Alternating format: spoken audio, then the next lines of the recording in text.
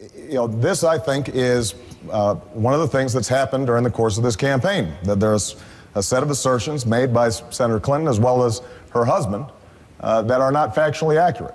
I think that part of what the people are looking for right now is somebody who's going to solve problems and not resort to the same typical politics that we've seen in Washington. That is something that I hear all across the country. When Senator Clinton or President Clinton says that I wasn't opposed to the war from the start, or says it's a fairy tale that I opposed the war, that is simply not true.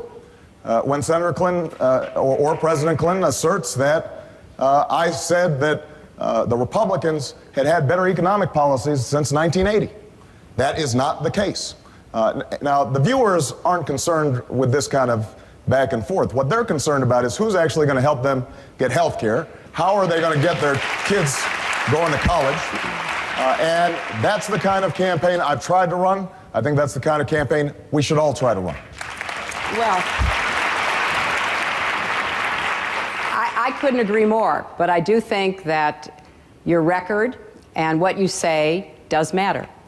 And when it comes to a lot of the issues that are important in this race, it is sometimes difficult to understand what Senator Obama has said, because as soon as he is confronted on it, he says that's not what he meant. The facts are that he has said in the last week that he really liked the ideas of the Republicans over the last 10 to 15 years. And we can give you the exact quote. Now, I personally think they had ideas, but they were bad ideas. They were bad ideas for America. They were ideas like privatizing Social Security, like moving back from a balanced budget and a surplus to deficit and debt. And with respect to putting forth how one would pay for all of the programs that we're proposing in this campaign, I will be more than happy, Barack, to get the information, because we have searched for it. You have a lot of money that you want to put into foreign aid, a very worthy program. There is no evidence from your website, from your speeches, as to how you would pay for it. Now, why is this important? It's important because I think elections are about the future. But how do you determine what will happen in the future? Well, you have to look to the record. You have to look to what we say in campaigns and what we have done during our careers.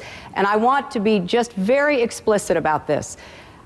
We are not, neither my campaign nor anyone associated with it, are in any way saying you did not oppose the war in Iraq. You did. You gave a great speech in 2002 opposing the war in Iraq.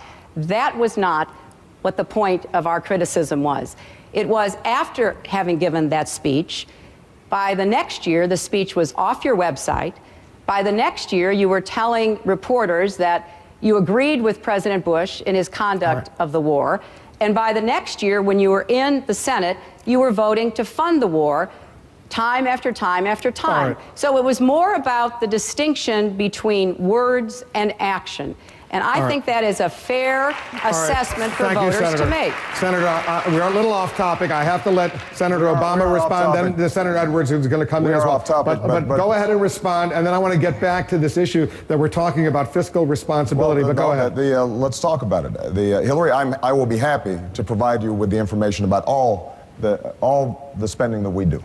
Now, let's talk about Ronald Reagan. What you just repeated here today is patent. Wait, no, Hillary, you just spoke. I did not say anything about Ronald Reagan. You said two things. You talked about admiring Ronald Reagan, and you talked about the ideas of the Republicans. I didn't talk about Ronald Reagan. We just had the tape. You just said that I complimented the Republican ideas. That is not true. What I said, and I will provide you with the quote, what I said is that Ronald Reagan was a transformative political figure because he was able to get Democrats to vote against their economic interests, to form a majority, to push through their agenda, an agenda that I objected to, because while I was working on those streets, watching those folks see their jobs shipped overseas, you were a corporate lawyer sitting on the board of Walmart. I was fighting these fights. I was fighting these fights. But I want to be clear. So I want to be clear. What I said had nothing to do with their policies. I spent a lifetime fighting against Ronald Reagan's policies. But what I did say is that we have to be thinking in the same transformative way about our democratic agenda, we've got to appeal to independents and Republicans in order to build a working majority to move an agenda forward. That is what I said. Now, you can dispute that, but let me finish. Hillary, you went on for 2 minutes. Let me finish.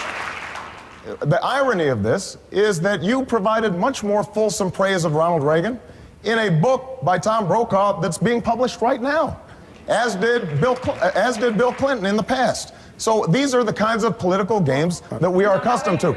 I'm sorry. Well, wait a minute. Just a minute. Senator Edwards, let them wrap up, and then I'm going to come to you. I just want to clarify. I want to clarify the record. Wait a minute. Wait a second, Senator Edwards, hold on. There has been a specific charge leveled against Hillary Clinton, so she can respond. Then I'll bring in Senator Edwards. I just want to be sure. We got a long time to go. You'll have a good opportunity. We're just getting warmed up. Now, I just want to be clear about this. In an editorial board with the Reno newspaper, you said two different things because I have read the transcript. You talked about Ronald Reagan being a transformative political leader. I did not mention his name. Your husband did. Well, I'm here. He's not. Okay, well, I can't tell who I'm running against sometimes. I think we both have very passionate and committed spouses who stand up for us, and I'm proud of that. But you also talked about the Republicans having ideas over the last 10 to 15 years. I didn't say they were good ones. Well, you can read the context of it. Well, it certainly I didn't came say across. They were good ones. Well, it certainly came across in the way that it was presented as though the Republicans had been standing up against the conventional wisdom with their ideas. I'm just reacting to the fact, yes, they did have ideas, and they were bad ideas, bad for America. And I was fighting against those ideas when you were practicing law and representing your contributor, Resco, in his slum landlord business in inner city Chicago. Hold on 1 second. Hold on. Senator Edwards has been remarkably patient during this exchange, and I want him. I don't know if you want to get involved in this, Senator Edwards.